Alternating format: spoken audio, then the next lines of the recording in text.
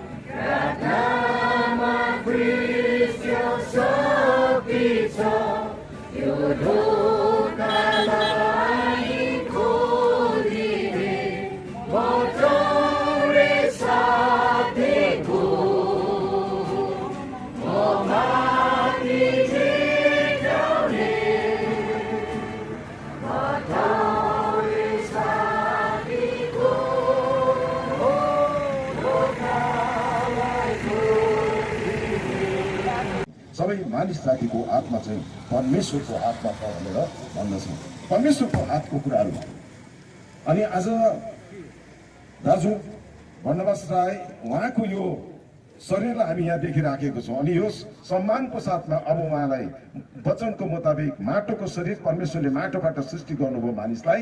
अनि माटोमा जबसम्म त फर्किँदैनस् तैँले आफ्नो निधारको पसिनाले कमाएको तैँले मेहनत गरेको कुराहरू तैँले खानेछस् भनेर परमेश्वरको वचनले भनेको कुराहरू हामीले सुनिराखेको छौँ। अनि उहाँको यो माटोको शरीर माटोमा बुझाउनलाई हामी जान तयार भइराखेको छौँ। अनि उहाँको आत्मा चाहिँ परमेश्वरको हातमा छ। हामीले पढिसकेको छौँ मानिस जातिको आत्मा चाहिँ परमेश्वरको हातमा छ भनेर। अनि परमेश्वरले सृष्टि गर्नुभएको आज संसारमा हामी देख्छौँ परमेश्वरले सृष्टि गर्नुभएको हरेक व्यक्तिहरूले हरेक मानिसले ईश्वरप्रति आफ्नो आस्था राख्छन्। अनि ईश्वरले सृष्टि गर्नुभएको सृष्टिहरू प्रति आफ्नो देखिराखेको यावत थोकहरू रुखपात घाँस जीव जन्तुदेखि लिएर हरेक कुरालाई हेर्छौँ एक दिन त्यसको अन्त भएर जान्छ अवश्य नै। यही कारण आज यस दाजुको यो लोथ माटोले बनिएको शरीर मात्र यहाँ छ। उहाँको आत्मा चाहिँ परमेश्वरले आफ्नो राज्यमा लिएर गइसक्नु भएको छ।